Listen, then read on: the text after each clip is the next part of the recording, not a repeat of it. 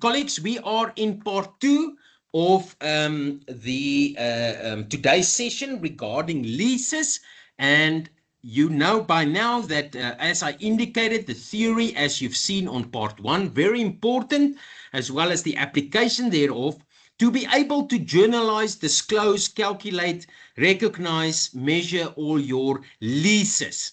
Now, colleagues, as in with part 1, we need to establish first at the inception of a contract whether that contract contains a lease.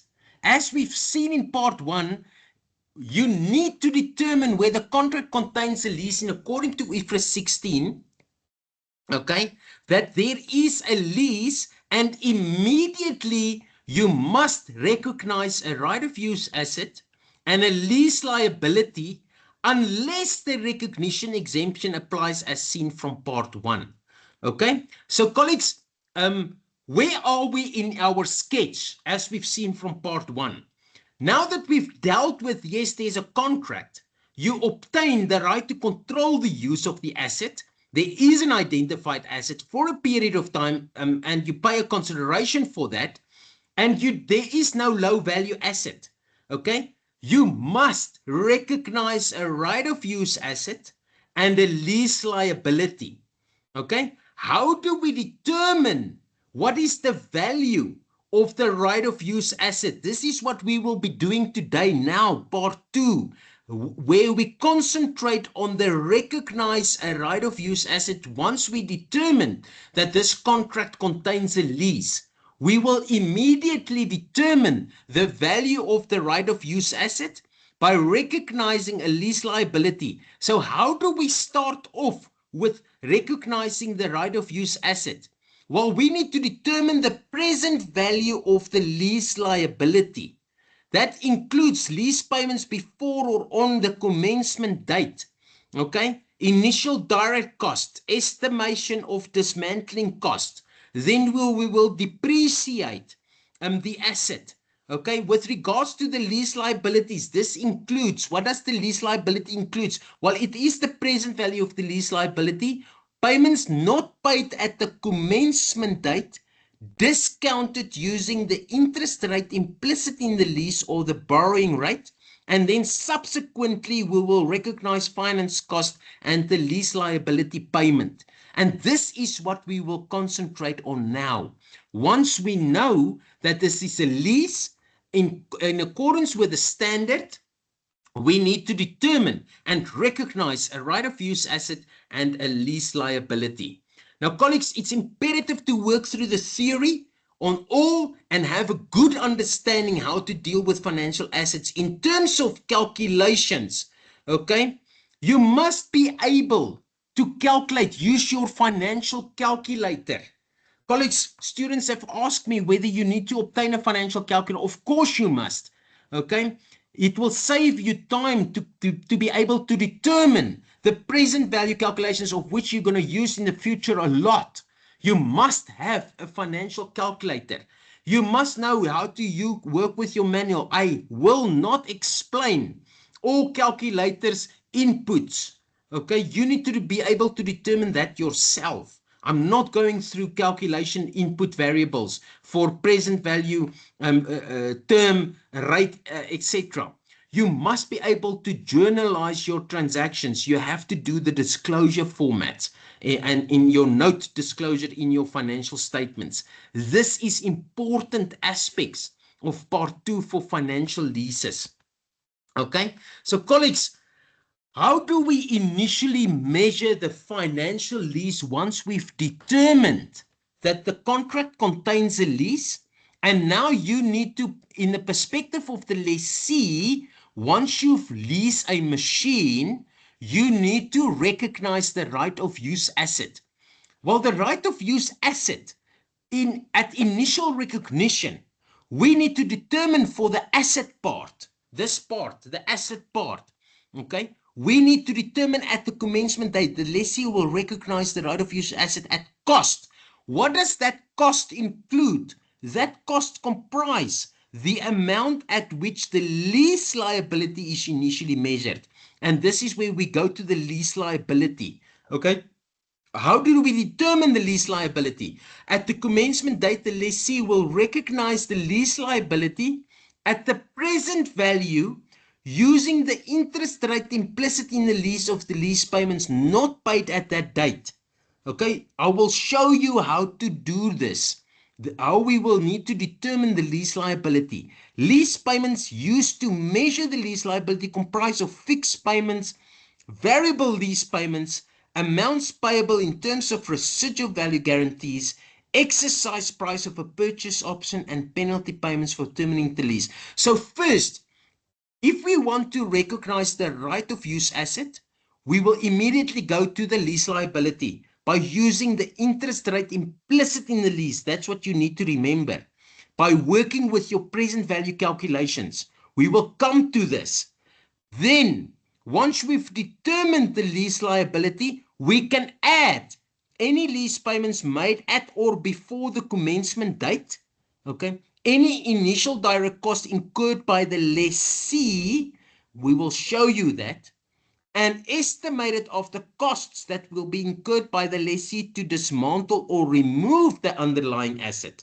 So if you have got a plant, okay, that you will lease, and in that indication it says that you need to bring the site back to its original condition, there's a future cost. You need to bring that into consideration with your leased asset. Okay, but I will again show you that.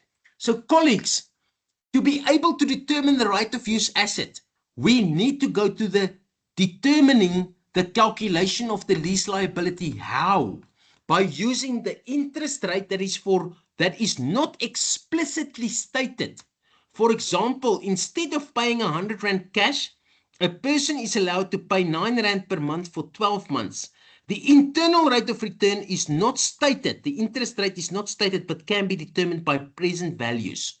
Okay, so if we haven't got the interest rate implicit in the lease, we need to determine that. Okay. Otherwise, if it's not feasible to use the interest rate implicit in the lease, you can use the borrowing rate. But we need to use the interest rate implicit in the lease, and I will show you exactly how to do that. Now, colleagues, I've summarized it as follows. Once you determine that this contract contains a lease, we need to identify the right of use asset. Okay, we measure the cost. The cost shall comprise the initial measurement of the lease liability. Then we go to the lease liability to determine the present value of that lease liability. Then we can add any lease payments made at or before the commencement date. Again, I will show you an example.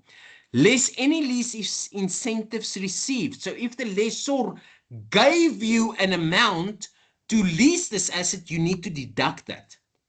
Okay, plus any initial direct cost incurred by the lessee, plus any estimated of cost to be incurred by the lessee in dismantling and removing of the underlying assets. You need to go to example 7, page 19. There's an excellent example explaining all of this in your tutorial letter. Okay, now that initial direct costs can include legal fees or cost of assembly that you can recognize towards the asset.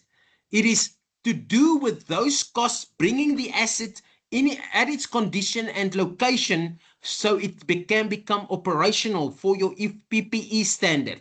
Remember those costs that are directly attributable to the asset, that are those costs that you can capitalize, okay, for the lessee. Now let's look at an example of how will we classify or recognize the right of use asset by leasing a specialized label printing machine. Remember now we already know this is the contract meets the definition of a lease, and because this is not of low value, we are dealing now with part 2.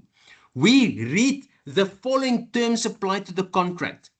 The lease term, remember, we need to determine at what date this lease is available to the lessee, because remember, you can only recognize the lease when the lessor makes the underlying asset available to the lessee. So here the lease a specialized machine on 1st of January 2024. So you know that is the lease term, the lease starting date, the commencement date of the lease. Okay, and this lease meets the definition of a lease in terms of IFRS 16. Therefore, we must, according to the standard, recognize a right of use asset and a lease liability. Okay, determining the right of use asset, this is the required of the above lease transaction. Now, the lease term is for 8 years. The initial payment is the payment that we will add once we've determined the fair value of the lease liability. Once we determine the present value of the lease liability. What is the installment payable monthly in arrears is 50,000 Rand. Colleagues, be very careful of your cash flows. Your cash flows determine the way that you will input your variables in a calculator. We can see here, we are talking about a lease term, but it's given in years. The cash flow amount is the monthly in arrears, is 50,000 in a month. Okay? So therefore, whatever we do with our interest rate, we will need to do the opposite with our years. Okay? The lessee's incremental borrowing rate on 1st of January 2024 is 8% per annum. Okay? So we need to determine what is the right of use asset. So we need to determine the present value of the lease liability. Okay? So as I indicated, that the interest rate implicit in the lease, okay, is 8%. Sorry, the interest rate implicit in the lease is what we use, unless it is not feasible to use the interest, or you cannot determine, you can use the incremental borrowing rate. Now I just want to show you how to calculate the present value of the lease liability by using the incremental borrowing rate. This is what is the calculation all about. Okay, so now we can see that this lessee's incremental borrowing rate, okay, we can use this borrowing rate for now, okay, which is 8% per annum. But because, colleagues, we are dealing with your cash flow in monthly, we're going to have to divide 8% by 12, and we're going to multiply 8 years to get it to months. So 8 years times 12, which is your monthly period of your 96 months, okay, that we're going to pay this for. Because your cash flow determines the value that you will use to get your present value of your lease liability. So it's monthly, okay? So in my Sharp EL738XT calculator, I will need to set my payments, my periods on 12, because you're going to make monthly payments. Therefore, 8 times 12 is 96. My period N, can you see, becomes 96. Okay? The payment is the cash flows, is negative. You need to put in negative because you will pay out of your bank. That's the cash flow. It's 50,000 Rand payment. Okay, so my payment is 50,000. I first had to set my periods to monthly periods and press enter on my calculator. Then I have to clear everything. Then I will use 96N. Then I will use my incremental interest rate is 8. Okay, because I do not have to put in the 8% divided by 12 of 9.66 because I've already set the periods to 12. My calculator immediately knows that that interest rate is monthly, but you need to put it in as yearly on my calculator. I don't know how yours will work out, okay? But remember that you need to set the payments per period to 12 because you're going to make monthly payments. Your future value is 0, then you can compute the present value of your lease liability. Colleagues, this is just a simple example of to calculate the lease liability by using the incremental borrowing rate. Okay, we did not even look now at the interest rate implicit in the lease. We could use the borrowing rate. Okay, so this is to say that this This is the present value of the lease liability, which is the starting point, okay, of your right of use asset. The starting point of your right of use asset is to calculate the present value of the lease liability. Now that we've done that, you can add all payments made at or before the commencement date, or in all other initial direct costs. How did we do that? There is an initial payment of 900,000 Rand as well as legal fees of 25,000 Rand. Colleagues, then we can add the initial payment of 900,000, then the legal fees. So your right of use asset is the total value of 4.461899. What is the lease liability? Is 3,536,898. So can you see, by calculating the right of use asset, you will immediately get the lease liability value as well. Okay, so what is your journal entry here? Debit your right of use asset 4461, credit the lease liability of 3536, credit bank with the 900,000 and the legal fees of 925,000 Rand. That is your journal entry. So colleagues, the cash flows determines the input variables. N annually to monthly, I annually to monthly. This is just a way to show you how you will deal with initial calculating the lease liability value, okay, for the right of use asset. Now, you can test this to get back to 8%. This is what is meant with the interest rate implicit in the lease. If you were to work backwards, okay, you will take that present value, you must come to 8%. That 8% is the interest rate implicit in the lease. Okay, you need to be able to work backwards to 8%. Okay, so if you take 3536 as your present value and you input 50,000 with zero value, you will calculate and you will compute your interest rate.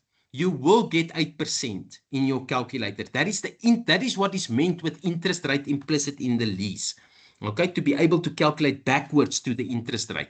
Now, the lease liability is just what I've shown you by using the interest rate implicit in the lease. That is what equates to the present value of your lease. That is the present value. So the interest rate implicit in the lease is another way of stating the fact it will equal to the present value of your lease payments. That is what it's meant with that. Now, colleagues, I've just given you the journal entries here that the right of use asset, you debit the right of use asset, you credit bank, as well as you credit your lease liability. And then subsequent to that, depending on whether the asset becomes you become the owner of the asset, you will depreciate this right of use asset. Okay, debit depreciation, credit accumulated depreciation. If you become the owner, you will depreciate over the useful life, the remaining useful life of the asset. If you do not become the owner, we need to state to you in an example, okay, that you will become the owner of the asset. Okay, then you will depreciate over the useful life of the remaining asset. Otherwise, if you do not become the owner, it's always shorter of the lease term or the useful life. Okay, it's the lesser of the two. Okay, so normally when we tell you that this asset you will become the owner, you can just use the remainder of the useful life. Otherwise, it's the shorter of the lease term or the useful life. Then the lease liability, you debit your finance cost, subsequent measurement. Okay, debit your lease liability. Remember your payment, your bank installment. There's a difference between the finance cost and the lease liability and the payment. That physical payment is that 50,000 Rand. Okay, that is your payment. Okay, so that consists of your bank payment, but it is split between finance cost and lease liability. And this is where your amortization tables will come in between your capital and finance part, capital cost and your interest charged. Okay, and that is the journal entries for that. You debit your finance costs, credit your lease liability once you make the payment to your bank. Okay, that is just a combination of the journals. But this is what you need to know for subsequent measurement of your IFRS 16 financial leases. Now, colleagues, what is the interest rate implicit in the lease? Let's look at what it is. It's actually saying. I've tried to simplify that interest rate implicit in the lease. Remember, you can only use the interest rate implicit in the lease unless we tell you you cannot calculate the interest rate implicit in the lease, then you can use the borrowing rate. Okay, we will state that in a scenario. But what does the interest rate implicit in the lease means?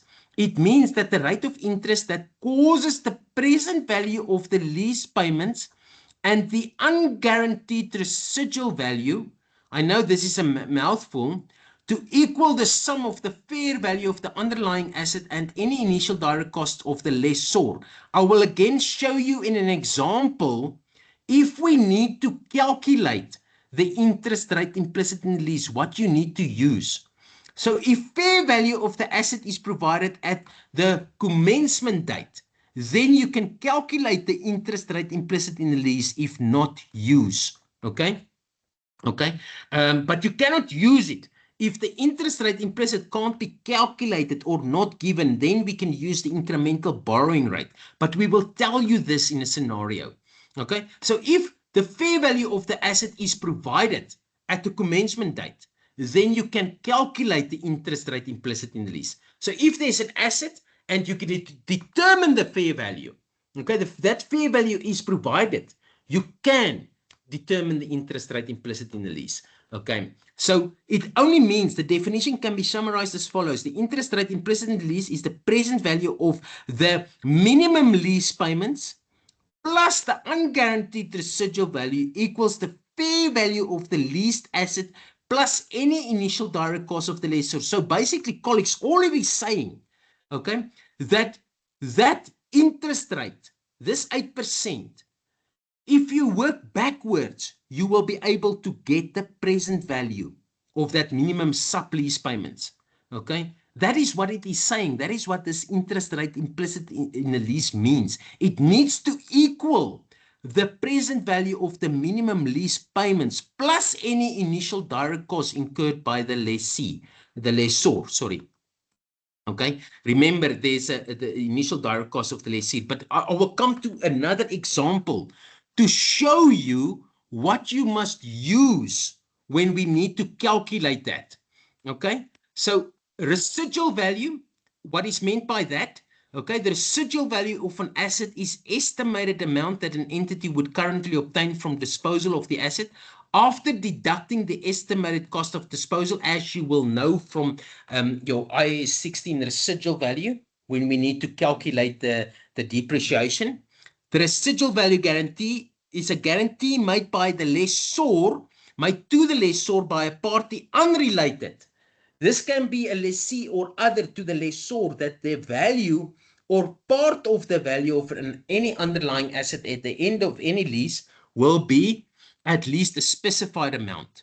Okay, the selling price, the selling price the lessor can expect to receive at the end of the lease term. That's the residual value guarantee.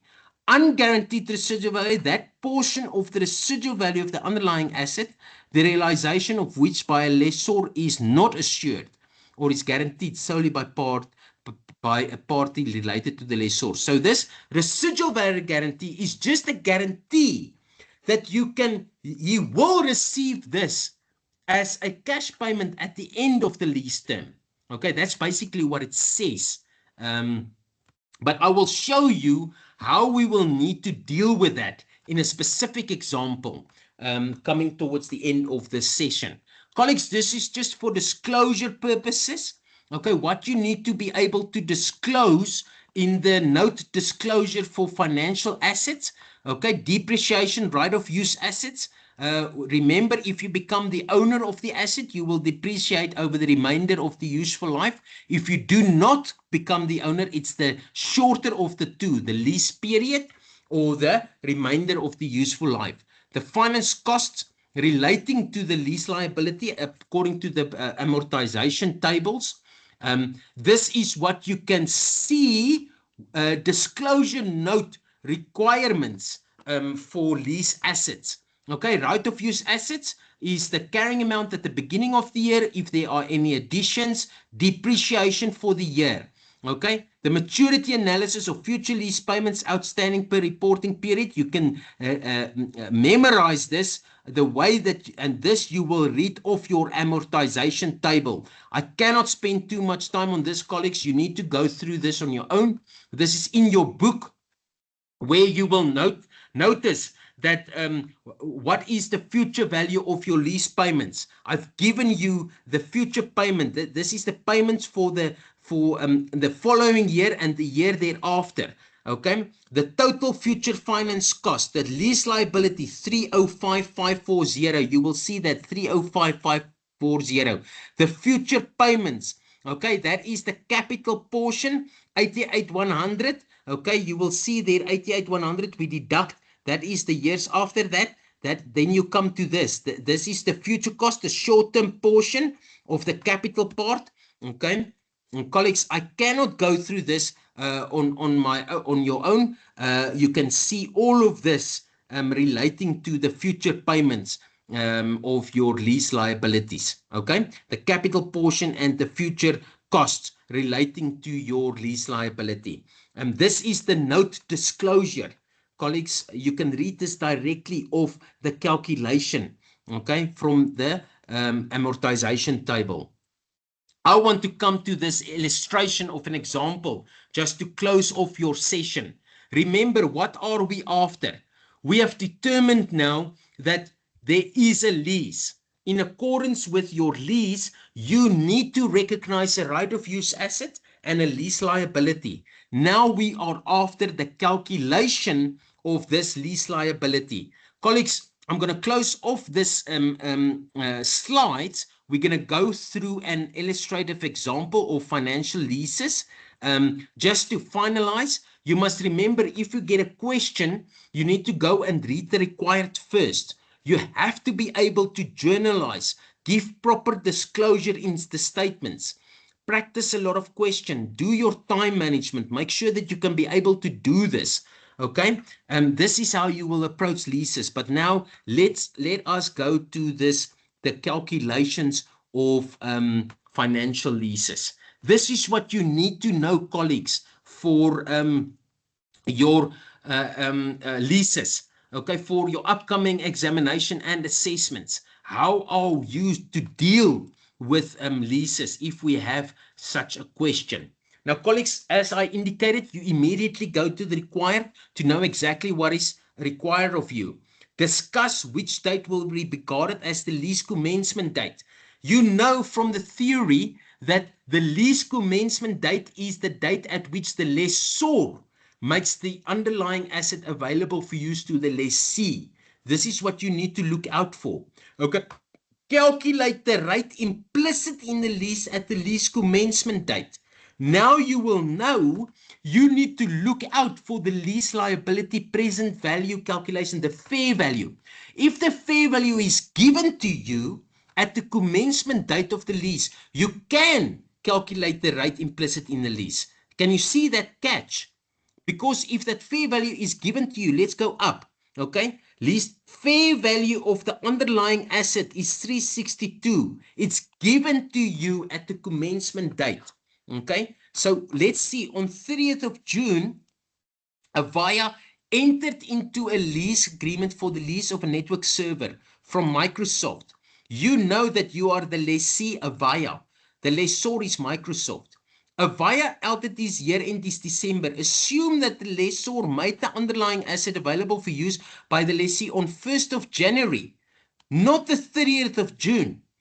As from the theory, you know that the leased asset becomes available for use on January. Can you see? Not 30th of June, but it's when the lessor made the underlying asset available for the lessee. Okay? Annual installments in arrears.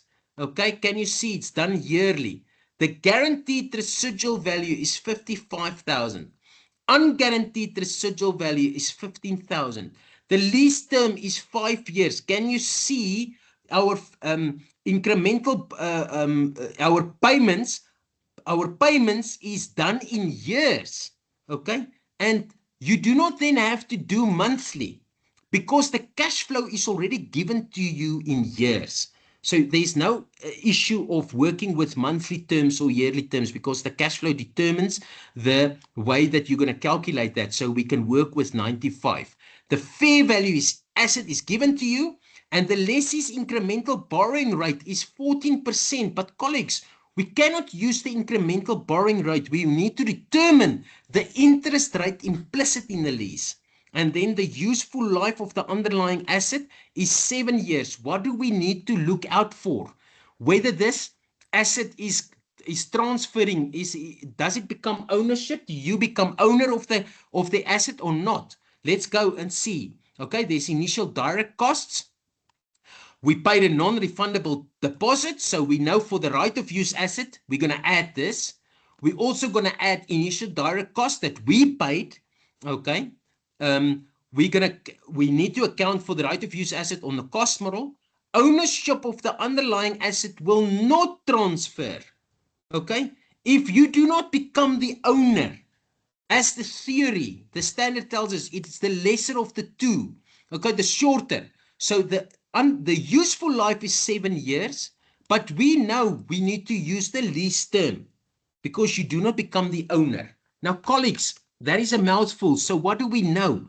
We know from the standard, the commencement date of the asset is now 1st of January because it tells us that's when the lessor made the thing available.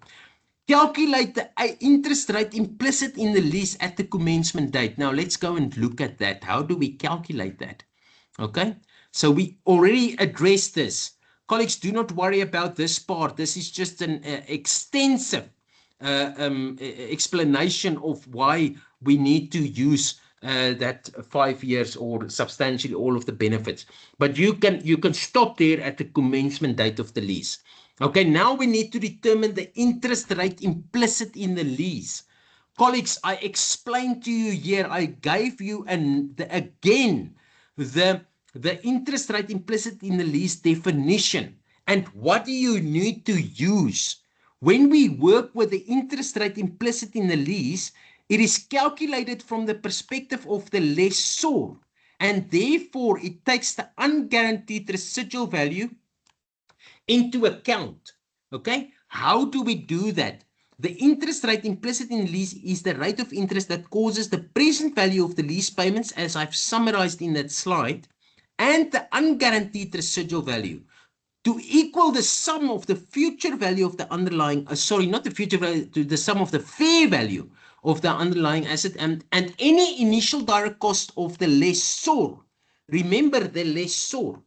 So if we want to calculate the interest rate implicit in the lease, you must remember to work with the fair value at the commencement date plus the initial direct cost of the lessor.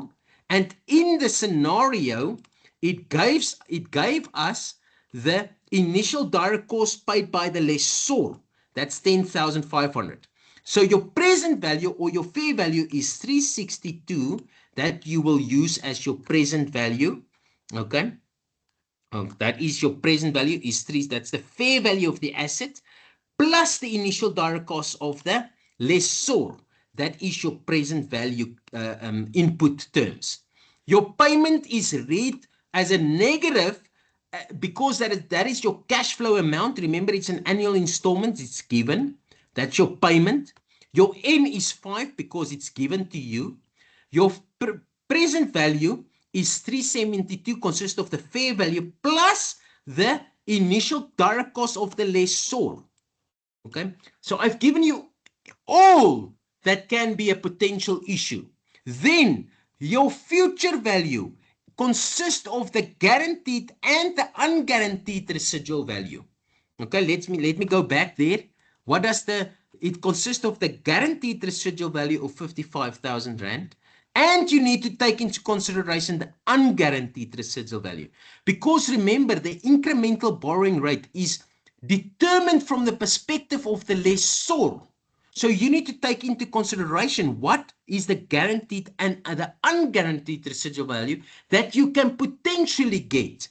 and that is the future value is 55 plus 15,000. Okay, that's why we include both of them as the future value. Then, colleagues, if you press the compute, the internal rate of return is 13.5%.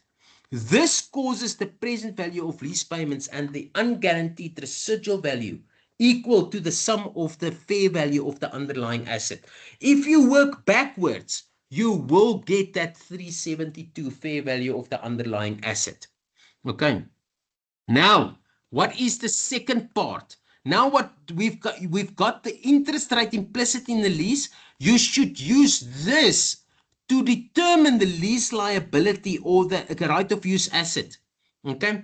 Calculate the value of the lease liability and the right of use asset on the commencement date. Now that we've got the interest rate implicit in the lease, we can go and calculate the right of use asset. How do we do that? We calculate the lease liability, the present value of the lease liability. Let's go and show you how we do with that.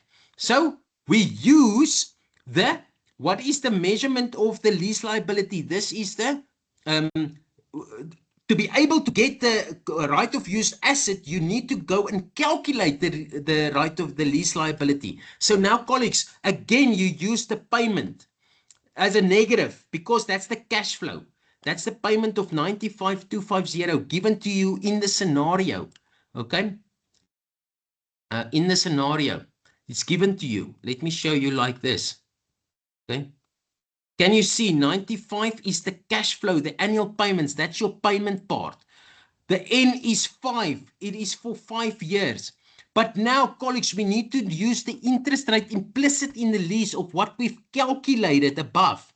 Okay, you need to use that because that is the value that causes the present value of the lease payments and the unguaranteed residual value equal to the sum of the fair value of the underlying assets. Colleagues, that is the 13.05. Then the measurement, you can only take the 55,000, the guaranteed residual value. Okay. And not the unguaranteed residual value. It's only the guaranteed residual value as your future rate because that is guaranteed that the lessor will receive. And that is the payment. You can see that that is a negative input in your calculator. Okay, because that's a cash flow amount that will flow out of your business. And then you get the compute the present value. This is the right of use asset, but it is the lease liability calculation. Now, colleagues, once you've measured the lease liability, that becomes the right of use asset at cost, plus the lease payments made at or before the commencement date. The non-refundable deposit is 25,000 Rand. Initial direct cost as payment by the lessee, it's 8,500 Rand. Then the cost of the rightful use asset is 397,893. How did we come to this? We first had to establish the interest rate implicit in the lease. I've shown you what values you need to use. Colleagues, it cannot get any more worse than this. You need to know that this is the values that you can use if it's asked. Okay. What you need at your present value, it's the initial direct cost of the lessor.